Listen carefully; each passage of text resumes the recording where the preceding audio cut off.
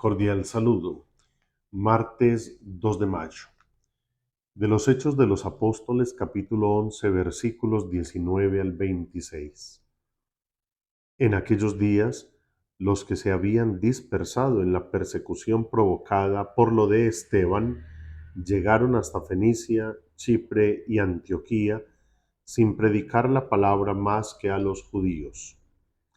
Pero algunos, naturales de Chipre y de Cirene, al llegar a Antioquía, se pusieron a hablar también a los griegos, anunciándoles la buena nueva del Señor Jesús. Como la mano del Señor estaba con ellos, gran número creyó y se convirtió al Señor. Llegó la noticia a oídos de la iglesia de Jerusalén y enviaron a Bernabé a Antioquía.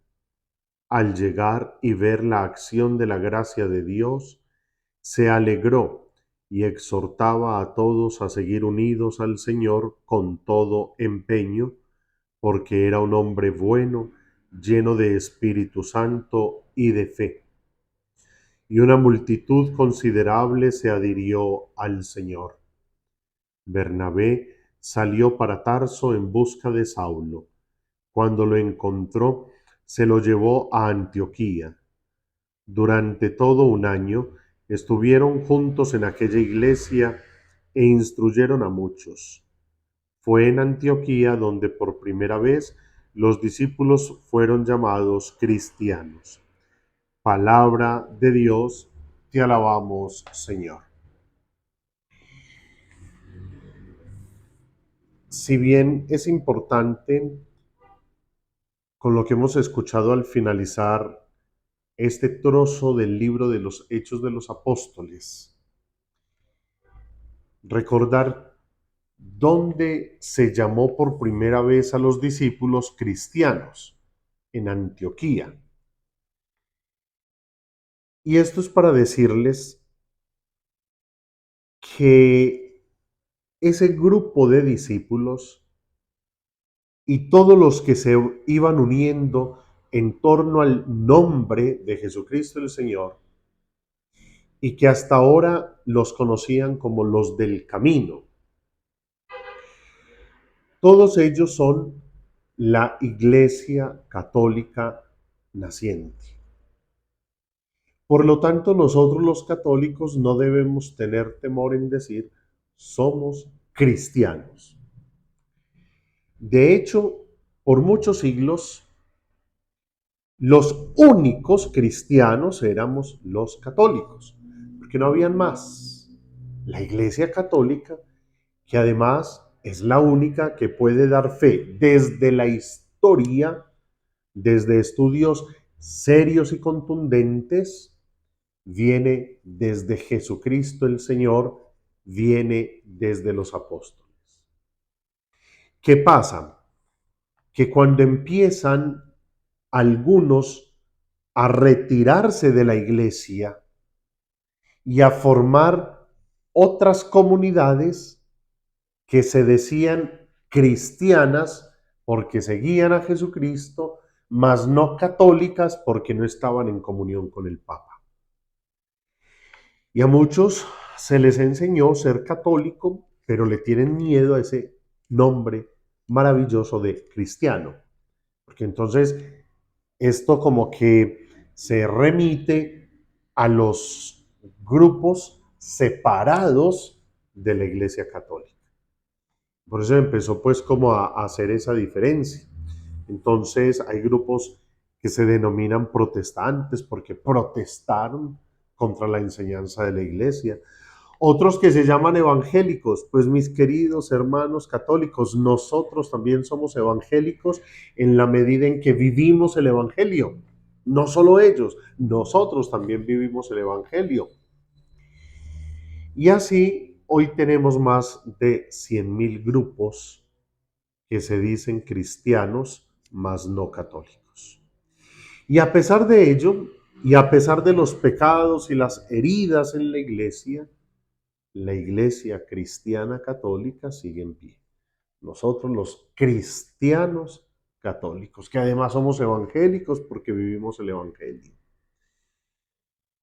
Y nosotros estamos llamados a recobrar el sentido y el significado de estas palabras que no son meros conceptos, sino que remiten a realidades de vida. Don Miguel de Unamuno y Hugo, un filósofo español, entró como en conflicto con ese concepto cristianismo. Y si nosotros miramos a veces todo esto que termina en ismo, remite a una tradición, a una ideología, a un grupo, y a veces se convierte en un concepto árido. Y Miguel de Unamuno decía, a mí cristianismo no me dice nada. Porque nosotros no debemos ser simplemente cristianos. Nosotros tenemos que ser otros Cristos. Y el grupo de todos esos otros Cristos ha de llamarse cristiandad.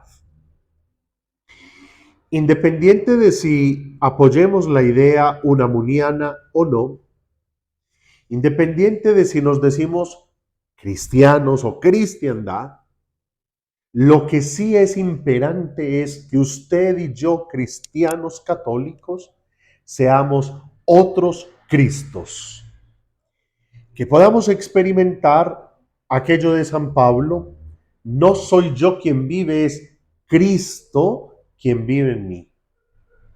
Que nosotros entendamos que cuando comulgamos a Jesús en Eucaristía, estamos permitiendo que Él nos transforme justamente en Él mismo.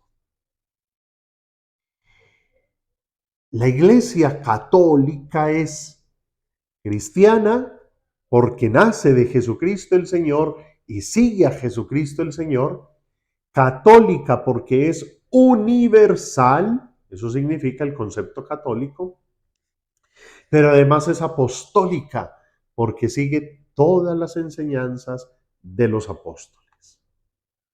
Y cada uno de nuestros obispos puede hacer un rastreo histórico para descubrir de qué línea apostólica viene.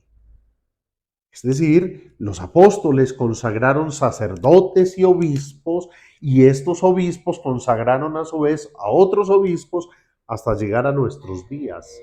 Entonces nuestro obispo puede saber de qué línea apostólica viene. Y nos dice el Evangelio según San Juan, capítulo 10, versículos 22 al 30. Se celebraba en Jerusalén la fiesta de la dedicación del templo. Era invierno y Jesús se paseaba en el templo por el pórtico de Salomón.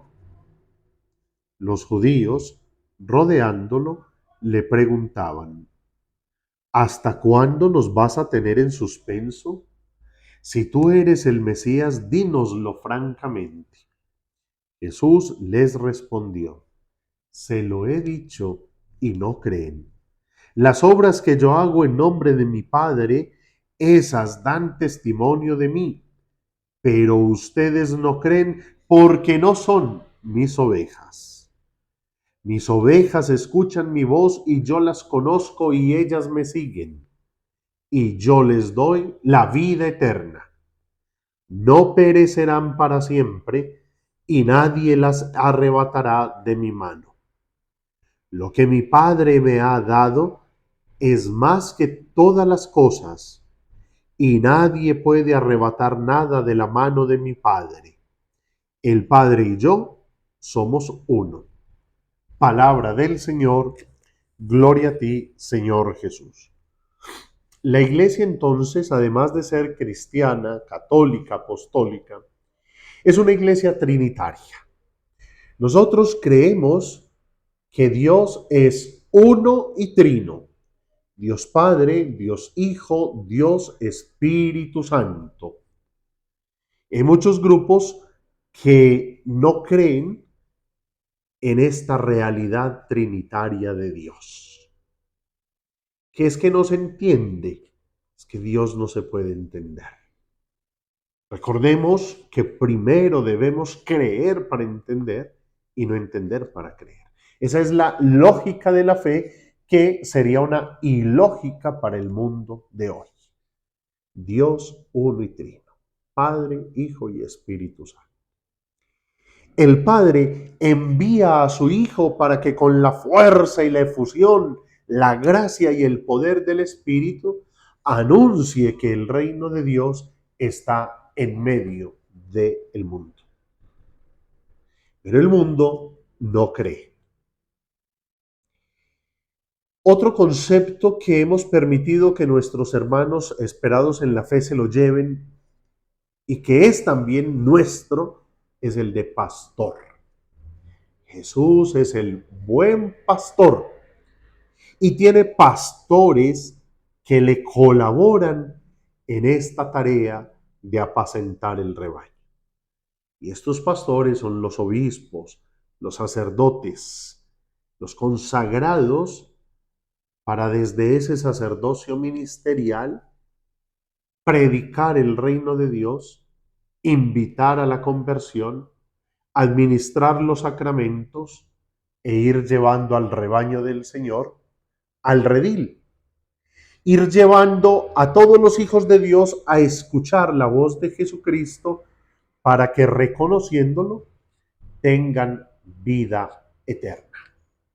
Mas Jesús sabe que no todos escuchan o reconocen su voz.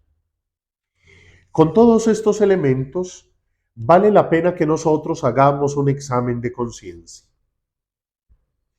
Soy consciente de lo que significa pertenecer a la iglesia, que es una santa, católica, apostólica, que es trinitaria, que cree y profesa la resurrección de Jesucristo el Señor, que cree en la comunión de los santos, en la vida eterna. Somos de aquellos que escuchamos y reconocemos la voz de nuestro pastor y nos dejamos guiar y orientar por él. Hoy hay muchas voces en el mundo. ¿A quién escuchamos? ¿A quién reconocemos? ¿A quién seguimos? Si somos cristianos católicos, debemos escuchar, reconocer y seguir a Jesucristo el Señor, porque solo Él y nadie más que Él tiene palabras de vida eterna. Feliz día, que el Señor les bendiga.